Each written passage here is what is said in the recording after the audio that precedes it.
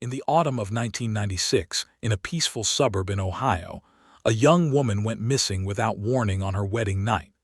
Police found no evidence and the case quickly went cold, leaving authorities with absolutely nothing. But 21 years later, one small detail reopened the case. What they found shocked everyone, uncovering a truth no one was prepared for.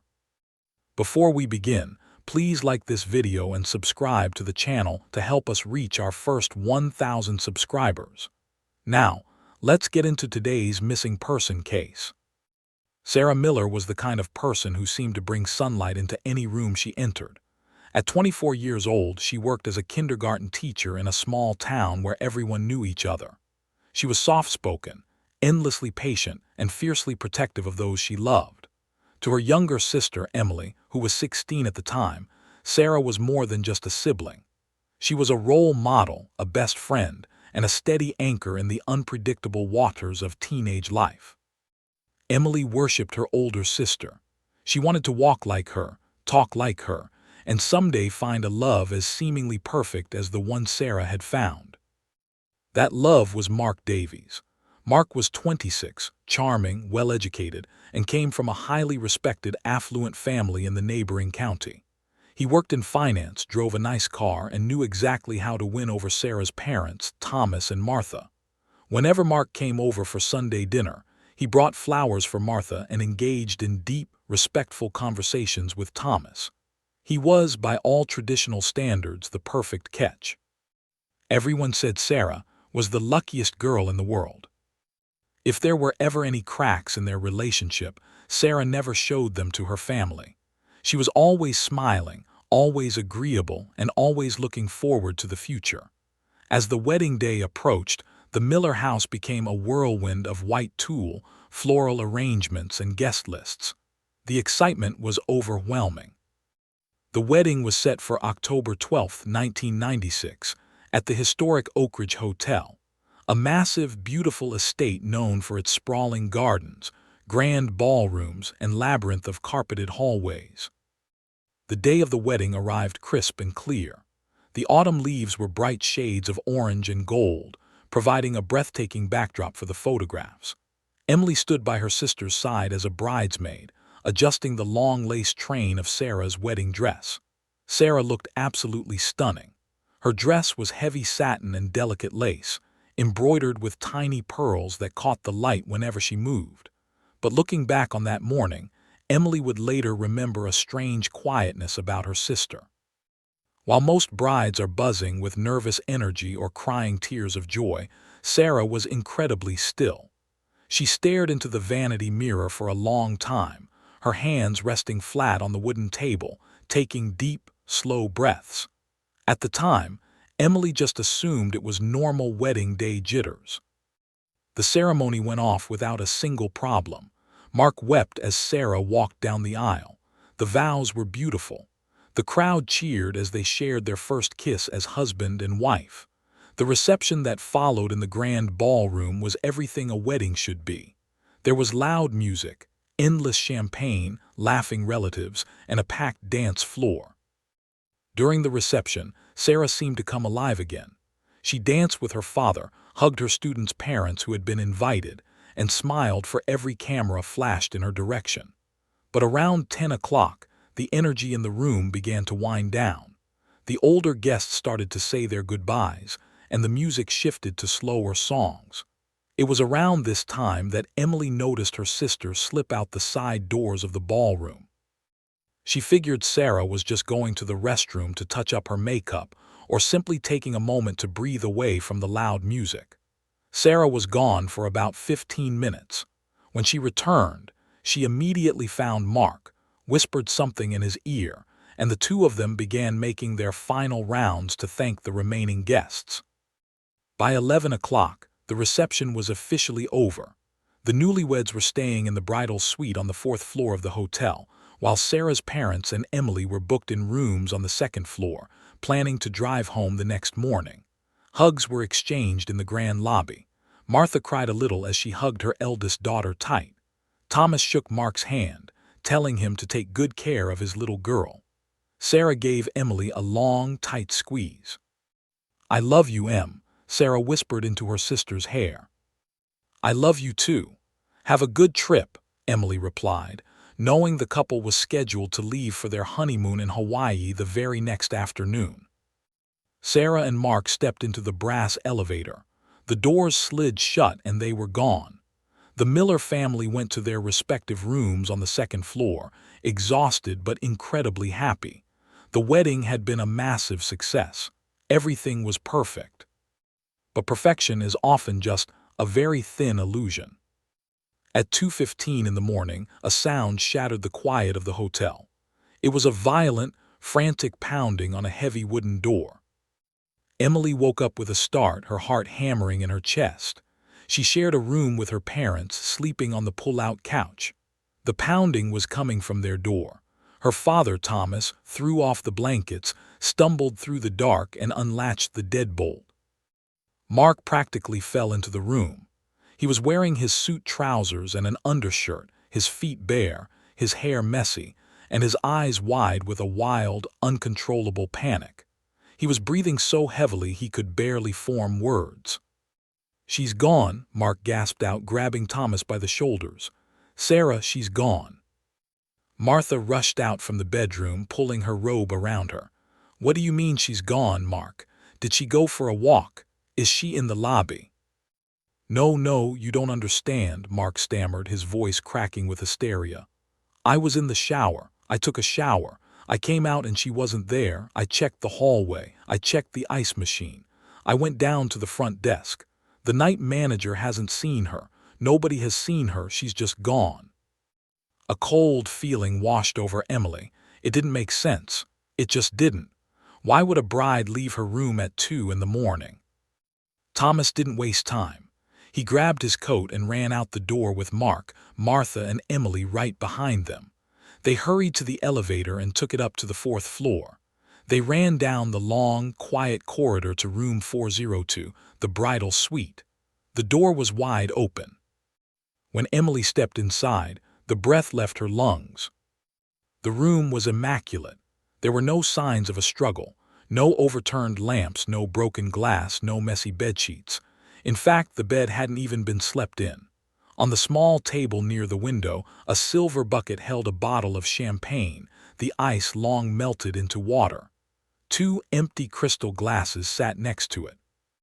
But what made Emily's stomach drop was the bed itself. Laid out perfectly in the center of the pristine, unmade mattress was Sarah's wedding dress. The heavy satin and delicate lace had been carefully taken off and smoothed out, almost as if it were on display. Sitting right next to the dress was Sarah's small beaded clutch purse. Martha rushed over, opening the purse with trembling hands. Inside was Sarah's driver's license, her credit cards, and her car keys. Emily looked frantically around the room. The closet door was open. Sarah had brought a small overnight bag with clothes to change into for the next morning, a simple pair of blue jeans, a comfortable gray sweater, and a pair of white sneakers. Those items were missing. Everything else she owned was still there. "Sarah," Thomas yelled, running onto the small balcony and looking out into the pitch-black night. Only the sound of the wind answered him. Mark collapsed into a chair in the corner of the room, burying his face in his hands, rocking back and forth. "Where is she? Where did she go?" he kept repeating, his voice muffled by his palms. Emily stood frozen by the bed, staring at the empty white dress. Something felt wrong, really wrong. Her sister wouldn't just walk out into the night without a word. She wouldn't leave her purse. She wouldn't leave her family worrying like this. Within 20 minutes, the police arrived. Flashing red and blue lights illuminated the front of the beautiful historic hotel. Uniformed officers began sweeping the building, knocking on doors and waking up confused guests. They searched the lobby, the restaurants, the kitchens, and the sprawling gardens behind the property. But the sprawling gardens were empty. The long, carpeted hallways were silent. The young, beautiful bride who had just promised her life to the man of her dreams had simply vanished into the crisp autumn night, leaving nothing behind but an empty dress on a cold bed. The nightmare had just begun and the questions were already piling up. Where did Sarah go? Who was she running from? Or worse, was she taken? The small bridal suite quickly filled with the heavy presence of law enforcement. Two uniformed officers stood by the door while a plainclothes detective, a man named Ray Carter, stepped into the center of the room. Detective Carter was a seasoned investigator in his late 40s, with tired eyes and a calm, slow way of speaking that sharply contrasted with the raw panic radiating from the Miller family. He didn't touch anything at first. He just stood there, his hands in the pockets of his brown trench coat, carefully scanning the pristine room, the untouched bed, and the wedding dress laid out perfectly on the mattress. He pulled a small notepad from his pocket and turned to Mark. Mark was sitting on the edge of a velvet armchair, his face pale, staring blankly at the floor. "Mr. Davies," Detective Carter began, his voice low and steady, "I need you to walk me through exactly what happened when you two came up to the room. Take your time. Leave nothing out." Mark rubbed his face with trembling hands. "We came upstairs around 11:30. The reception was over. We were tired. We came in and Sarah poured us some champagne from the bucket. We took a few sips and we talked about the honeymoon. We were flying to Maui the next afternoon." "Did she seem upset?" Carter asked, his pen hovering over the paper. "Nervous, afraid?" "No," Mark said quickly, shaking his head. "She was perfectly happy. She was smiling. She complained a little about her feet hurting from her heels, but that was it. She told me to go ahead and take a shower first. She said she needed a few minutes to untangle her hair and get out of her dress. So I went into the bathroom. I turned on the water." "How long were you in there?" 10 minutes, maybe 15, Mark replied, his voice rising in pitch. "The fan was on. The water was loud. I didn't hear the door open. I didn't hear anything. When I came out, the room was empty. Her dress was on the bed. Her purse was still here. I thought maybe she went down the hall to get ice, but she never came back. She just never came back." Detective Carter walked over to the bathroom door. He inspected the lock, the hinges, and the small window above the tub, which was painted shut. He then moved to the sliding glass doors that led to the fourth-floor balcony.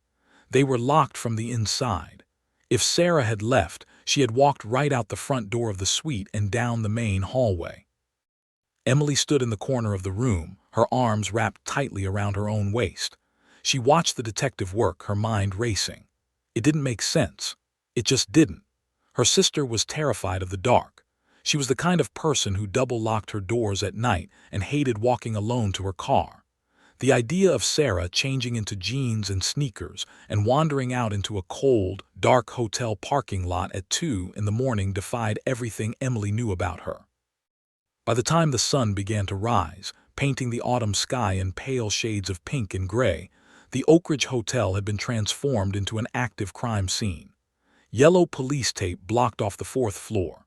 Search and rescue teams arrived with K-9 units, their deep barks echoing across the manicured lawns. The dogs were given a piece of Sarah's clothing to scent. They dragged their handlers through the lobby, out the side doors, and across the damp grass. The family watched from the lobby windows, holding their breath, praying the dogs would lead them to Sarah sitting on a bench, confused but safe. But that didn't happen. The dogs tracked Sarah's scent out of the building through a set of heavy side doors near the hotel kitchens. Those doors had been propped open with a wooden wedge earlier that night by the catering staff to bring in trays of food. The scent trail led straight out onto the pavement of the rear parking lot, moved about 50 feet toward the exit, and then abruptly stopped. The dogs spun in circles, sniffing the cold asphalt, whining in confusion. The trail didn't slowly fade away. It ended instantly. "She got into a car," Detective Carter muttered to himself as he watched the dogs lose the scent.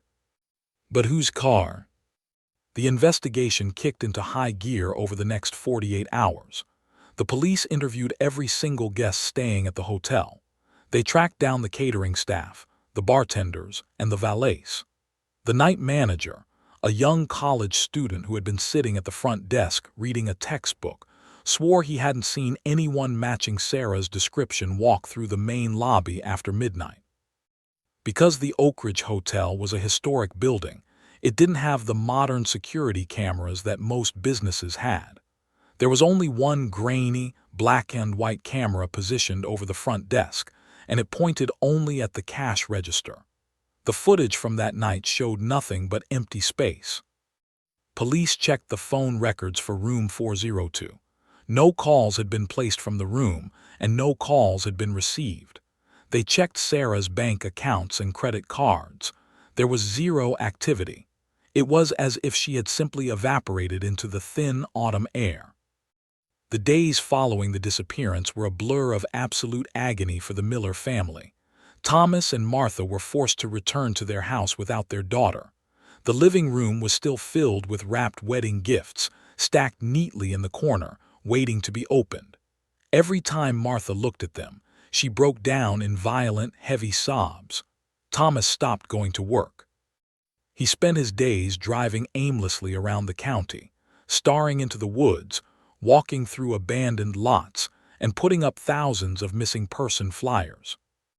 Emily felt like she was living in a nightmare that she couldn't wake up from. She stopped going to high school. She couldn't focus on anything. She spent hours sitting in Sarah's empty childhood bedroom, staring at the walls, trying to remember every single detail of the wedding day. She kept replaying the morning in her head. She remembered Sarah staring quietly into the vanity mirror. She remembered how still her sister had been. Was she scared? Was she hiding something? The police began to dig into Mark's background, standard procedure for a missing spouse. But Mark's alibi was rock solid and his background was spotless. He had no criminal record. He had no history of violence. His bank account showed no suspicious withdrawals. He allowed the police to search his home, his car, and his office without hesitation.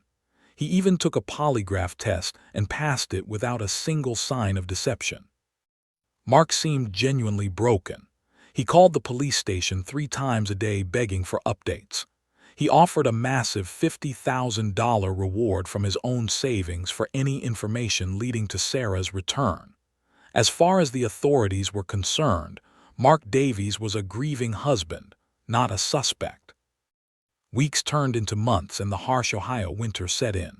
Snow covered the ground where the search dogs had lost Sarah's scent. The community held candlelight vigils. Yellow ribbons were tied around the oak trees in the town square, but the police were hitting a brick wall. There were no witnesses. There was no physical evidence of a struggle. There was no ransom note. The local news stations slowly stopped running Sarah's picture every night. The case was growing terrifyingly cold. By late January, the police quietly informed the Miller family that they had exhausted all active leads. They promised they weren't giving up, but they needed something new, a tip, a sighting, a piece of evidence, to move forward. Emily refused to accept that her sister was just gone. If the police couldn't find anything, she decided she would have to look herself. One quiet Tuesday afternoon, while her parents were out meeting with a private investigator they had hired, Emily sat on the floor of the living room, surrounded by boxes of wedding decorations that had been returned from the hotel.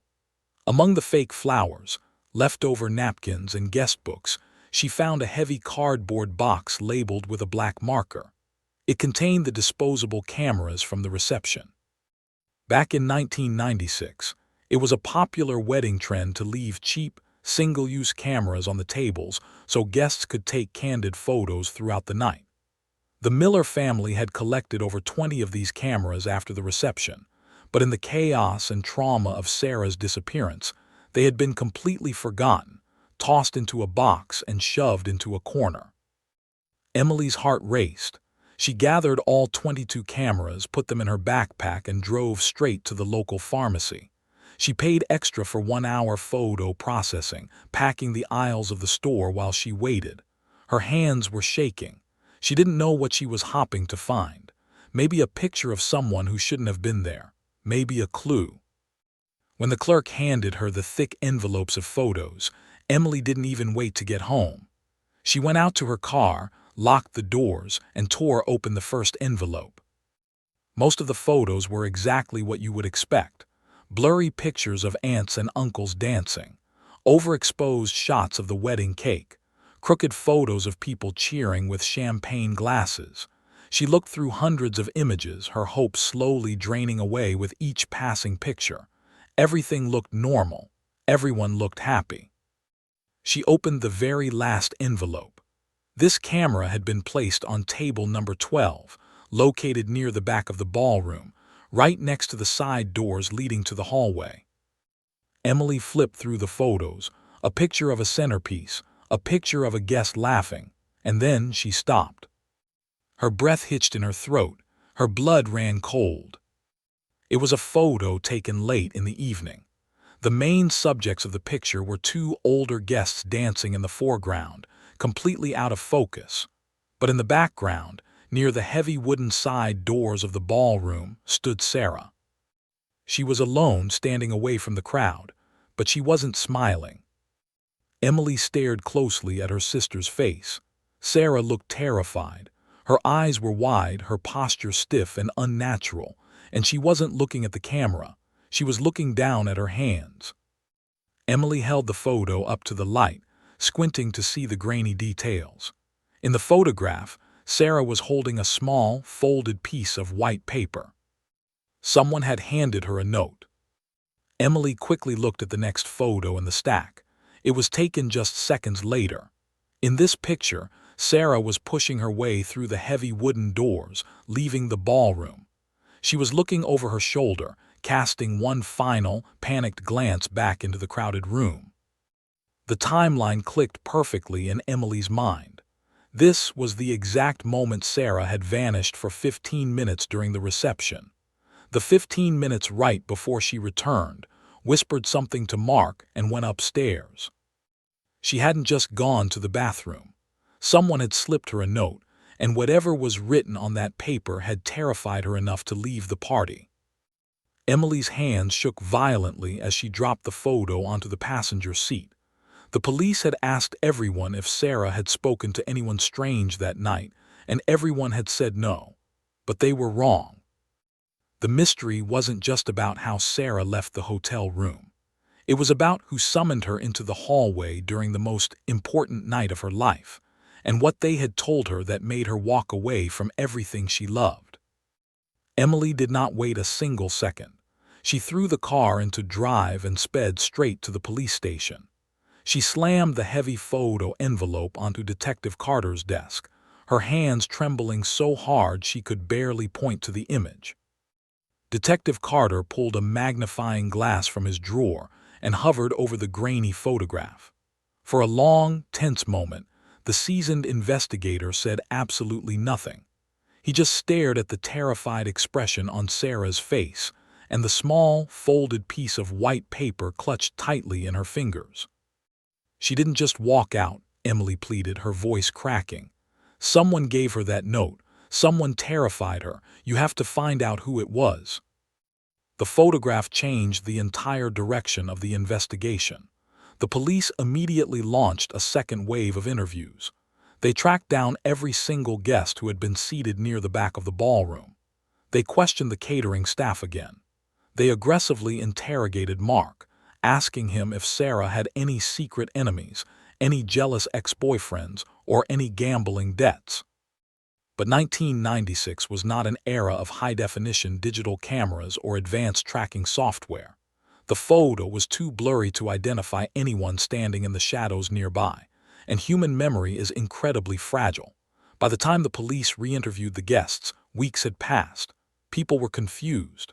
They remembered seeing Sarah, but they couldn't remember who had walked past her. They couldn't remember anyone handing her a piece of paper. Nobody had seen anything unusual. Despite having the biggest clue in the case, the trail went completely dead. The note was a ghost. The person who handed it to her was a phantom, and Sarah remained gone. As the years rolled by, the devastating reality of a missing person case took its heavy, unforgiving toll on the Miller family. Time did not heal their wounds. It simply forced them to learn how to walk with a permanent limp. 5 years passed, then 10, then 15. The vibrant, happy family that had once celebrated in the Oak Ridge Hotel slowly broke apart under the weight of the unanswered question. Thomas Miller never stopped looking for his eldest daughter. He spent his retirement savings on private investigators, traveled across state lines to chase false sightings, and kept a massive map of the country in his office, covered in red pushpins. The relentless stress and heartbreak ruined his health. In 2009, Thomas passed away from a massive heart attack. His final words to Emily were a whispered apology that he had never found her sister. Martha became a quiet, fragile shadow of the woman she used to be. She moved into a smaller house, unable to bear walking past Sarah's empty bedroom every day. Mark Davies, on the other hand, eventually moved on.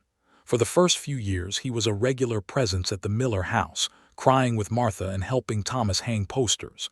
But as the decade turned, his visits became less frequent. Eventually, he moved to Chicago, took a high-paying executive job, and remarried a wealthy woman from a prominent family. He had 2 children. He built a beautiful, happy life. The town of Oak Ridge slowly forgot about the bride who vanished. But Emily never forgot. 21 years passed. It was now the summer of 2017. Emily was 37 years old, working as an accountant, living just a few miles away from her elderly mother. The pain of losing her sister was no longer a sharp, piercing panic. It had settled into a dull, heavy ache that she carried with her every single day. She had long ago accepted that Sarah was dead. She just wanted to know where her sister was buried so she could finally give her a proper goodbye. But everything suddenly changed on an ordinary Sunday afternoon. Emily was visiting her mother, Martha, sitting in the quiet living room drinking iced tea. They were expecting company. Emily's older cousin, Jessica, was stopping by to drop off some groceries. Jessica had just returned from a 2-week family road trip up the East Coast with her husband and their 3 young children. When Jessica arrived, the house filled with loud, happy energy. After putting the groceries away, Jessica sat on the sofa next to Martha and pulled out her iPad to show off her vacation photos. Emily sat in the armchair across from them, smiling politely, half listening as her cousin scrolled through the digital album. "This was us in Boston," Jessica said, swiping the screen. "And this is the harbor in Portland. Oh, and you have to see this little coastal town we stayed at in Maine. It's called Camden. It was absolutely gorgeous, like stepping into a postcard." Jessica handed the iPad to Martha, and Emily leaned over to look. It was a beautiful photo. Jessica's family was standing on a brick sidewalk in front of a quaint, rustic bakery called the Salty Pine.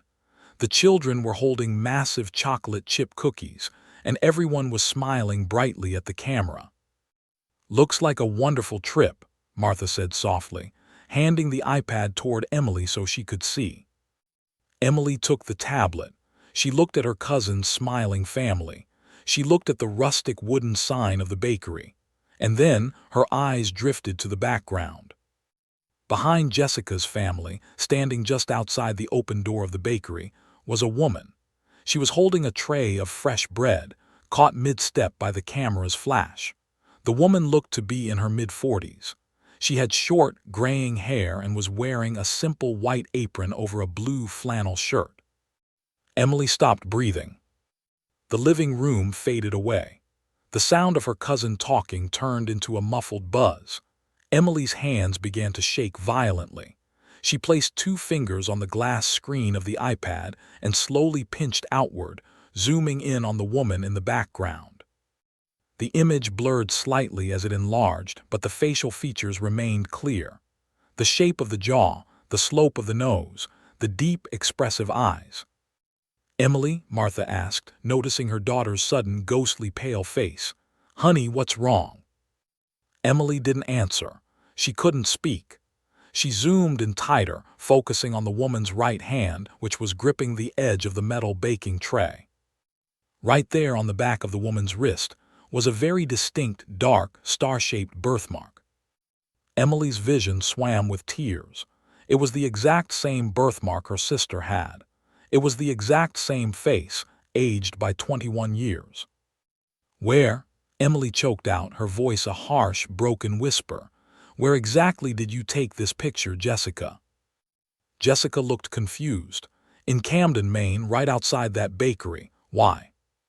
Emily stood up so fast she knocked her empty tea glass off the table. It shattered on the hardwood floor, but she didn't even look down. She handed the iPad back to Jessica, grabbed her purse, and ran out the front door without another word. She practically fell into the driver's seat of her car, locking the doors and pulling out her cell phone. Her heart was hammering against her ribs like a trapped bird. She opened the internet browser on her phone with trembling, sweaty fingers. She searched for the Salty Pine Bakery, Camden, Maine. A phone number popped up on the screen. Emily stared at the green call button. Her chest heaved with panicked, shallow breaths. She hit the button and pressed the phone to her ear. It rang twice. Salty Pine Bakery, this is Hannah. How can I help you? A cheerful young voice answered. Emily swallowed hard, trying to push past the massive lump in her throat. Hi, she said, her voice shaking. I was just in town and I was helped by a lovely older woman, short gray hair. She has a little star-shaped birthmark on her wrist. I wanted to leave a compliment for her with the manager, but I didn't catch her name. Oh, you mean Claire, the cheerful girl replied instantly. She's the sweetest, she's the owner. Do you want me to grab her for you? She's just in the back frosting cakes. Emily's blood ran cold. Claire. No, Emily whispered, tears streaming down her face. No, please don't bother her, thank you. Emily hung up the phone and let it drop into her lap. She covered her mouth with both hands, letting out a heavy, agonizing sob. Her sister wasn't dead. She hadn't been murdered. She hadn't been kidnapped by a stranger in the hotel parking lot. Sarah was alive. She had been alive this entire time. She owned a bakery in Maine. But the relief Emily felt was instantly crushed by a wave of horrifying realization. If Sarah was alive, it meant she had chosen to leave. It meant she had deliberately packed her jeans and sneakers, left her wedding dress on the bed, and vanished into the night. It meant she had let her mother cry herself to sleep for 2 decades. It meant she had let their father die of a broken heart, desperately searching for a daughter who didn't want to be found. Emily stared blankly out the windshield of her car. Nothing made sense anymore. Sarah had loved their family. She had loved their father. She would never have caused them that kind of pain voluntarily. Never. Unless the note she received at the wedding had warned her of something so terrifying, so unspeakably dangerous, that she had to erase herself from existence to survive. And she couldn't tell her family, because knowing the truth would put them in danger too. Emily wiped her eyes, a fierce, burning anger suddenly replacing her grief. She was going to Maine. She was going to walk into that bakery, look her sister in the eye, and demand to know what was written on that piece of paper 21 years ago. And more importantly, she was going to find out exactly who Sarah had been running from. Emily did not tell her mother where she was going. She knew that if she breathed a single word about the photograph, Martha's fragile heart might not be able to take the shock. And if Emily was somehow wrong, if this was just a cruel coincidence and the woman in Maine was merely a look-alike, the disappointment would kill her mother. She had to know for sure. She had to see it with her own eyes. She packed a small duffel bag, called her boss to say she had a sudden family emergency, and told her mother she was being sent on a last-minute business trip for an audit. Then, she got into her car and began the 14-hour drive from Ohio to the rugged coast of Maine. The drive was agonizing. Emily gripped the steering wheel until her knuckles turned white, her mind spinning in endless circles. The highway lines flashed by in the dark, a hypnotic rhythm that offered no comfort. She drank bitter gas station coffee to stay awake, listening to the hum of the engine and the relentless beating of the rain against her windshield. With every mile that passed, a dangerous mix of emotions boiled inside her. Part of her was desperately clinging to hope. The thought that her older sister, her best friend, was still walking this earth felt like a miracle. But a much larger, darker part of her was consumed by a blinding rage. She thought about her father. She remembered Thomas Miller sitting in his armchair late at night, a magnifying glass in his hand, poring over maps until his eyes were bloodshot. She remembered the massive heart attack that took his life, a death entirely caused by the sheer, crushing weight of chronic stress and grief. She remembered standing at his funeral, holding her mother as she collapsed into the wet grass. If Sarah had been alive this whole time, baking cookies in a picturesque coastal town while her family fell apart, Emily wasn't sure if she could ever forgive her. There had to be a reason, a massive, undeniable reason. By the time Emily crossed the state line into Maine, the sun was beginning to rise, painting the heavy coastal fog in pale shades of gray and lavender. She navigated the winding, tree-lined roads until she reached the small harbor town of Camden. It was a beautiful, quiet place. Sailboats bobbed gently in the cold water. Brick storefronts lined the main street, their windows glowing warmly in the early morning mist. Emily parked her car on the street 2 blocks down from the Salty Pine Bakery. She didn't go inside right away. She couldn't. Her hands were shaking too badly. Instead, she sat in the driver's seat, rolled down the window just a crack to let in the cold ocean breeze, and watched. At exactly 6 in the morning, the front door of the bakery unlocked. A woman stepped out onto the sidewalk, carrying a small wooden sandwich board with the daily specials written in colorful chalk. She set it down, wiped her hands on her white apron, and looked up at the sky, taking a deep breath of the salty air. It was her. Even with the short, graying hair, the subtle wrinkles around her eyes, and the 21 years that had passed, Emily knew her sister instantly. The way she tilted her head, the way she rested her hands on her hips, it was Sarah. Emily let out a choked gasp, tears blurring her vision. She pressed her hand over her mouth to muffle the sound of her own crying in the quiet car. She watched as Sarah went back inside, turning on the warm yellow lights above the display cases. Over the next few hours, Emily sat frozen in her car, watching her sister live a completely different life. She watched Sarah laugh with regular customers, handing them white paper bags filled with pastries. She watched her wipe down the tables with a rag. She looked so normal. She looked happy. She looked safe. And every time she smiled, a fresh wave of anger washed over Emily. How could she just smile? How could she pour coffee and talk about the weather when her father was buried in the ground? Emily waited. She wanted the bakery to be empty. She wanted no witnesses. At 5 o'clock in the evening, the foot traffic on the street thinned out. The coastal fog began to roll back in, signaling the end of the day. Sarah stepped out, brought the wooden sign back inside, and reached up to turn the open sign on the door to closed. This was it. Emily opened her car door. Her legs felt like lead. Every step toward the bakery felt like walking underwater. Her heart pounded in her ears, a deafening drumbeat of adrenaline and terror. She reached the glass door just as Sarah was reaching for the deadbolt. Emily grabbed the heavy brass handle and pulled the door open. The small bell above the frame rang out sharply. Sarah looked up, an apologetic smile already forming on her face. "I'm so sorry, sweetheart. We just closed the registers for the day. If you want, I can give you a loaf of bread from the back." Sarah stopped talking.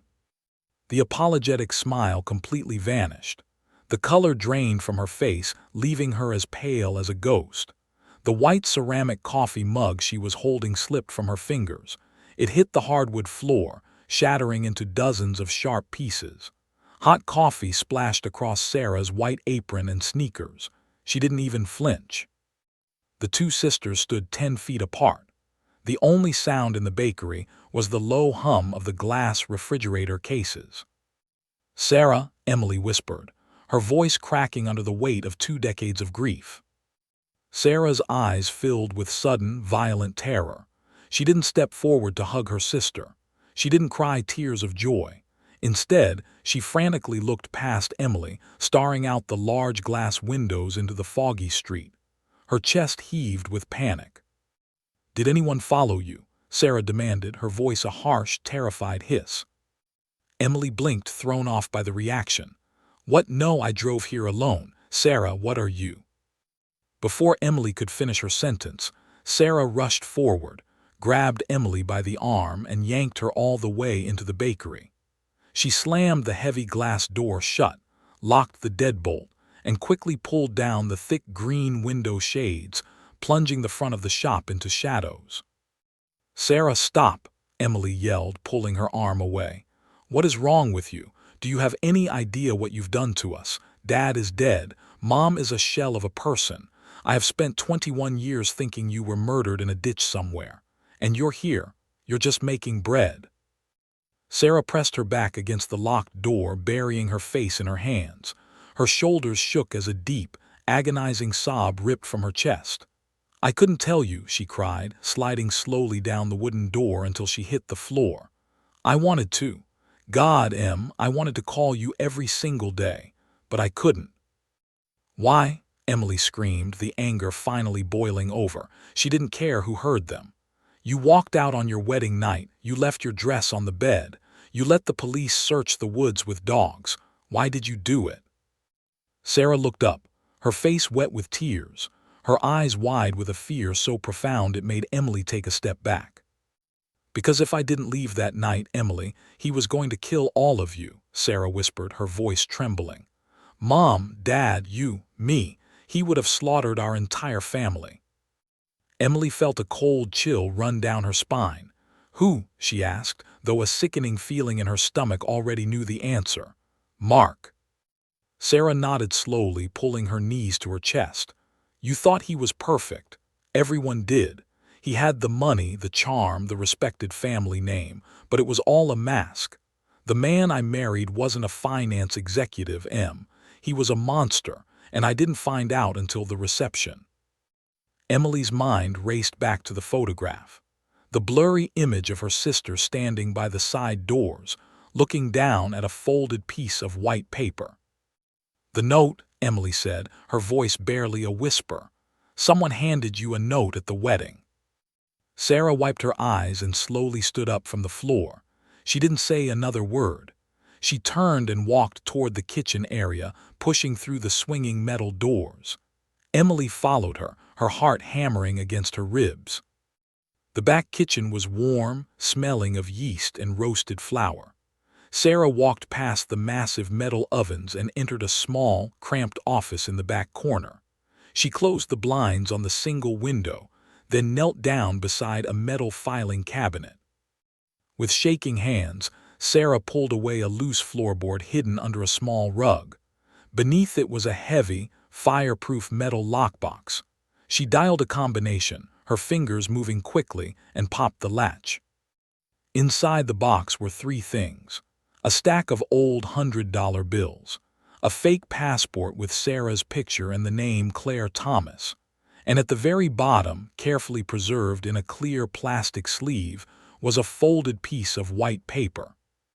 Sarah pulled the plastic sleeve out and laid it gently on the wooden desk. The paper was yellowed with age, the creases deep and worn. I was standing near the back of the ballroom, Sarah explained, her voice hollow and distant. I was watching you and Dad dance.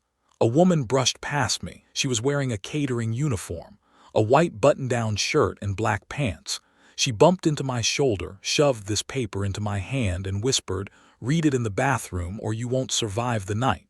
And then she disappeared into the crowd. Emily stared at the folded paper on the desk. Who was she? Emily asked, terrified of the answer. I didn't know her then, Sarah said, but I found out later. She was Mark's first wife, the one he told everyone died in a tragic boating accident 5 years before we met. Emily's blood ran completely cold. The room seemed to spin. Mark had been married before, but his family never spoke of it. The official story was a terrible accident on a lake, a tragic loss.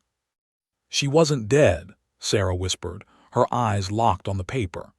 She faked her death to escape him, and she risked everything to come to the hotel that night to save me from the exact same fate. Sarah slowly reached out and slid the plastic sleeve across the desk toward Emily. Open it, Sarah said, her voice shaking violently. Look at what she gave me. Look at what was inside. Emily reached out with trembling fingers. She pulled the yellowed paper from the plastic sleeve. It wasn't just a handwritten note. It was folded around something solid, something small, flat, and hard. Emily carefully unfolded the paper.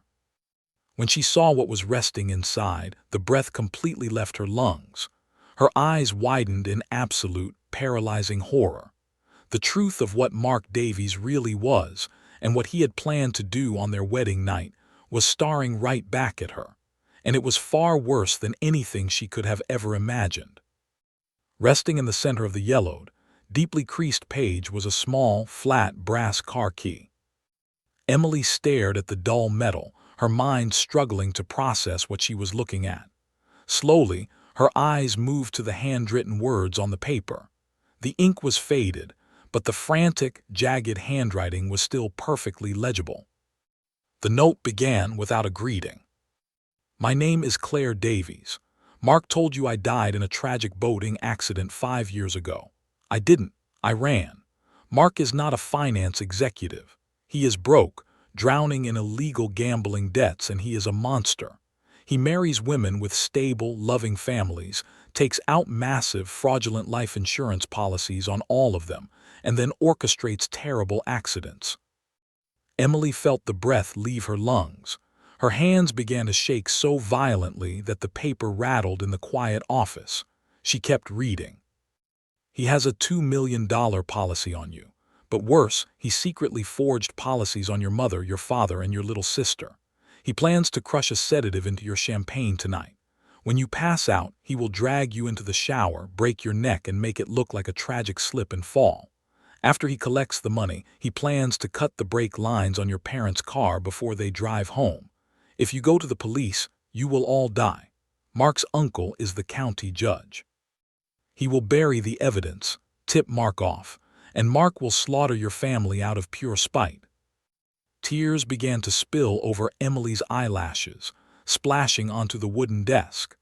The final paragraph of the letter was written in dark, heavy ink, as if the woman had been pressing the pen into the paper with all her strength. "The only way to save them is to vanish. Make it look like you chose to leave. If there is no body, there is no insurance payout. If you run away voluntarily, he has no motive to kill your family because he can't collect a dime. Take this key. There is a gray sedan parked behind the hotel kitchens. Drive north. Change your name. Never contact them.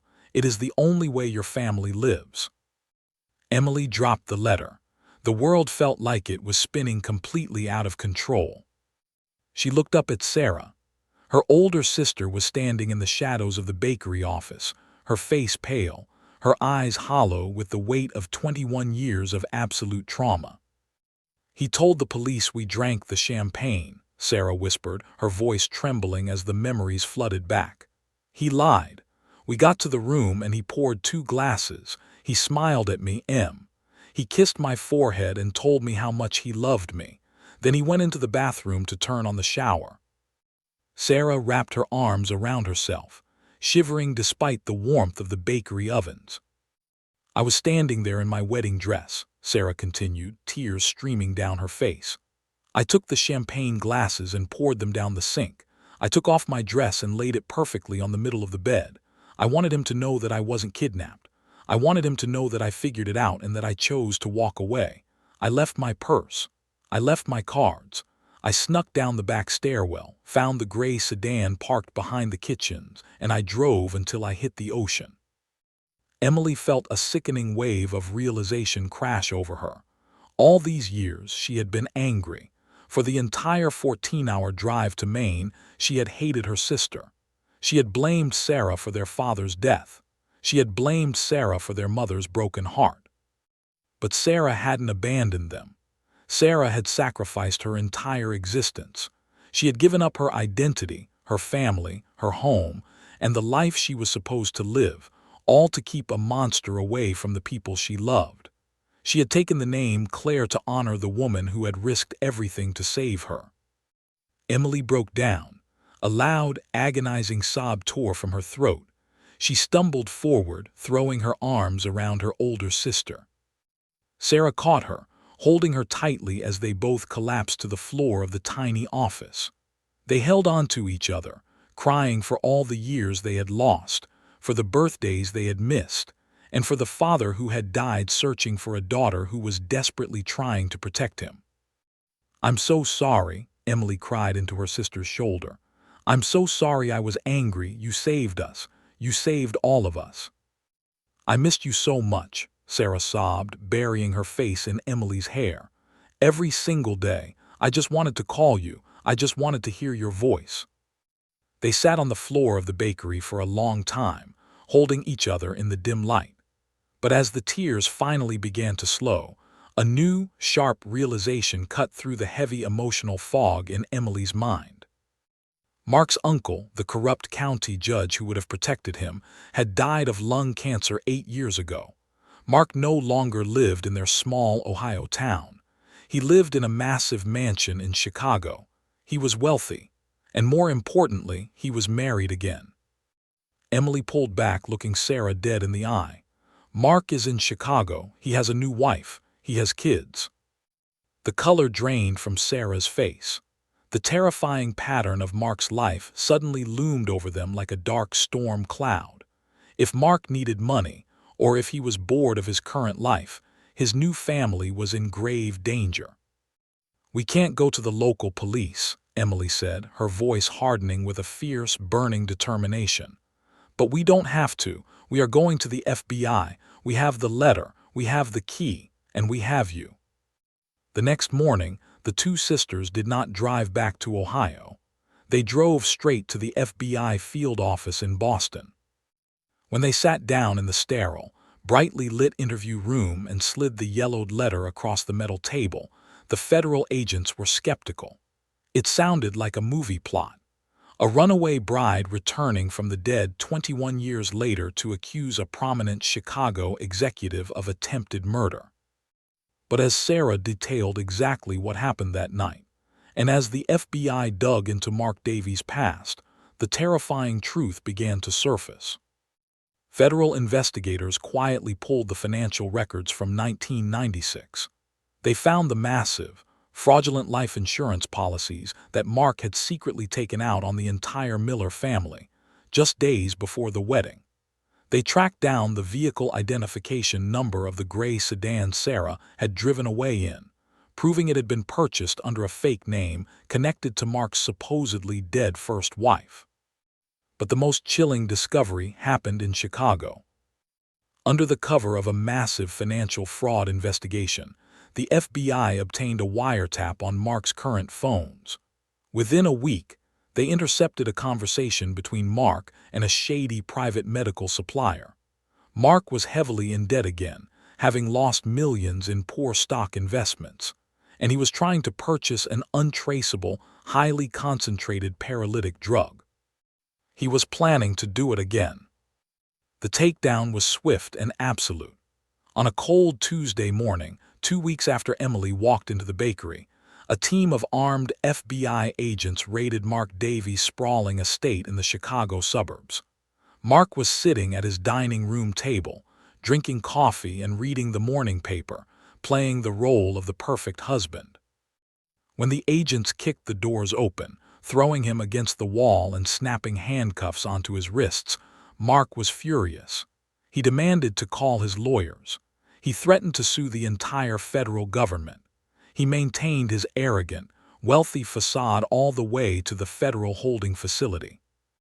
But that arrogance completely shattered when he was placed in an interrogation room. The heavy metal door opened and a lead FBI agent walked in. But the agent didn't sit down. He stood aside, holding the door open. Sarah walked into the room. She was no longer the terrified 24-year-old girl in the white wedding dress. She was a strong, hardened woman who had survived 21 years in the shadows. Mark looked up. His eyes widened in absolute, paralyzing shock. The blood completely drained from his face, leaving him looking like a terrified ghost. His jaw trembled, but he couldn't form a single word. "You thought you won," Sarah said, her voice cold, steady, and completely devoid of fear. "You thought you broke us, but you didn't. It's over, Mark." Faced with the living proof of his crimes, the original forged insurance documents, and the wiretaps proving he was planning to kill his current wife, Mark's expensive legal defense completely collapsed. To avoid the death penalty, he accepted a plea deal. He confessed to the murder of a previous girlfriend in college, the attempted murder of his first wife Claire, and the entire plot against the Miller family. He was sentenced to 3 consecutive life terms in federal prison, without the possibility of parole. The monster was finally locked away in a cage where he could never hurt another family again. But the hardest part of the journey was still waiting for Sarah in Ohio. A month later, Emily drove Sarah back to the quiet suburban neighborhood they had grown up in. The autumn leaves were bright shades of orange and gold, looking exactly the way they had 21 years ago. Emily parked the car in the driveway of their mother's small, modest house. Sarah's hands were shaking as she unbuckled her seatbelt. She hadn't seen her mother in 2 decades. She had missed everything. Emily walked up to the front porch and unlocked the door. Martha was sitting in her rocking chair by the window, knitting a blanket, the television playing quietly in the background. "Mom," Emily said softly, stepping into the living room, "I brought someone to see you." Martha slowly looked up, adjusting her reading glasses. Sarah stepped out from behind her sister, tears already streaming down her face. For a long, agonizing second, the room was completely silent. Martha dropped the knitting needles. They hit the wooden floor with a sharp clatter. She stood up, her frail hands trembling, her eyes wide with a mixture of confusion, shock, and overwhelming disbelief. "Sarah," Martha whispered, her voice cracking as if she were speaking to a ghost. "It's me, Mom," Sarah cried, taking a step forward. "I'm here, I'm so sorry, I'm here." Martha let out a cry that sounded like 21 years of suffocating grief finally leaving her body. She rushed forward, throwing her arms around her eldest daughter, pulling her down into a desperate, crushing hug. They collapsed onto the living room rug, holding each other, rocking back and forth, crying until they had absolutely no tears left to shed. Emily stood by the door, watching her mother finally find peace, knowing that their family was finally, truly whole again. Later that afternoon, the 3 of them drove to the local cemetery. The autumn wind was cold as they stood before Thomas Miller's gravestone.